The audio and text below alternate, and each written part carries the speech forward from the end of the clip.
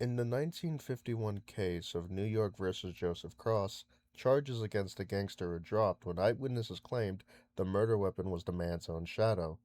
Trials and tribulations, strangest court cases of the 20th century.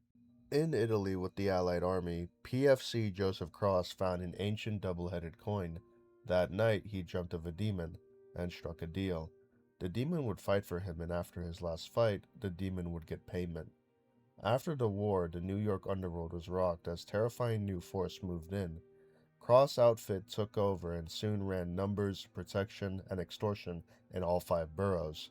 At night, enemies would get a personal visit from Cross and what those who survived called living shadows. For years, Cross owned the town. As he grew obsessed with wealth and power, Cross turned deeper to the occult. He waded through the blood of New York's wizard population to accumulate magical artifacts and monstrous henchmen. But after Cross obtained the shrouded gauntlets of Belzar, things began to turn for the worse. Strangers appeared in town looking for him, hard-looking figures with occultic cloaks and ancient weapons. Battling these cloaked vigilantes with fists and guns was far harder than scaring New York hoodlums, but Cross and his demonic henchmen held his own.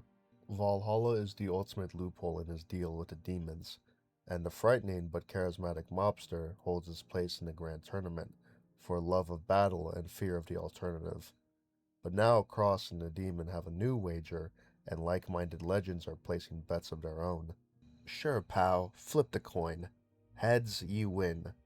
Cross to a demon who's getting a bad feeling about this deal.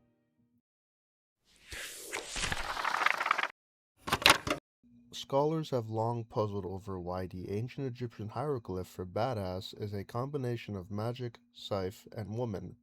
Journal of Archaeology. In 1923, occultist, martial artist, and spy Famit Sabik, codename Agent Mirage, pursued the nefarious Professor Price back in time through a gate in the pyramid of Pharaoh Ahmed the Great. She assumed as a magic-wielding time traveler she would be the strangest thing in ancient Egypt. She was not even close. The Nile River Valley of 2000 BC was a nexus of magic, aliens, technology, and living myth beyond the wildest speculations of her time. She discovered the Ka, the city of assassins under the desert dunes, and was inducted into their mystic society. She learned from a 40-foot sphinx the martial discipline he called sand weaving. She hitched a ride on a passing Zakarian star cruiser and stole the scythe of Horus from a one-eyed alien. She slew the mad pharaoh Izaf, who called plagues of snakes from the sky. She learned the language of the merfolk to better parley with the Atlantean ambassador. On Bax, her flying camel, she led the Panther people to victory over the slave caravans of the ram-headed god Kanun. In Valhalla, she is at home amongst a strange collection of characters who battle in the highest ranks of the great tournament. She has been surprised to see old friends, enemies, and even a target in the halls of glory.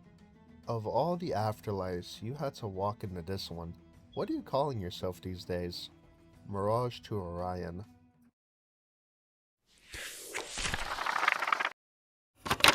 The ravenous slur's time was up, but we weren't staffed for getting that kind of horror to slip the mortal coil. We needed a specialist. We called Nyx.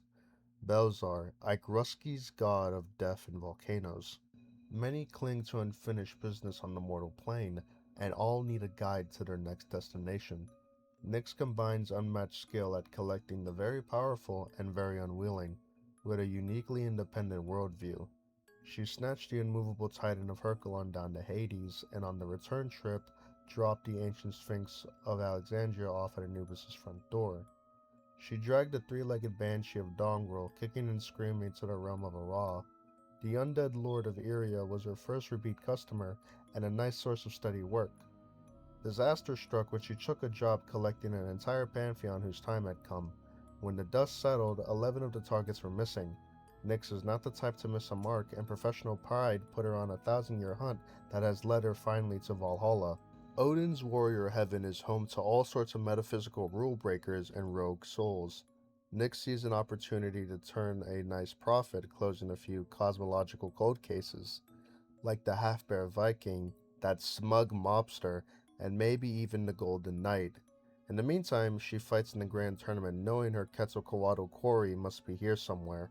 I've done work for Hermes, Okris, Namtar, Lots of smaller Pantheon jobs. I did overflow work for Osiris, just helping out really. I Valkyrie when I can. I like it because it's 100% commission. I wouldn't say Bryn and I are friends, but I respect her work. Psycho pumping ain't easy. Nyx.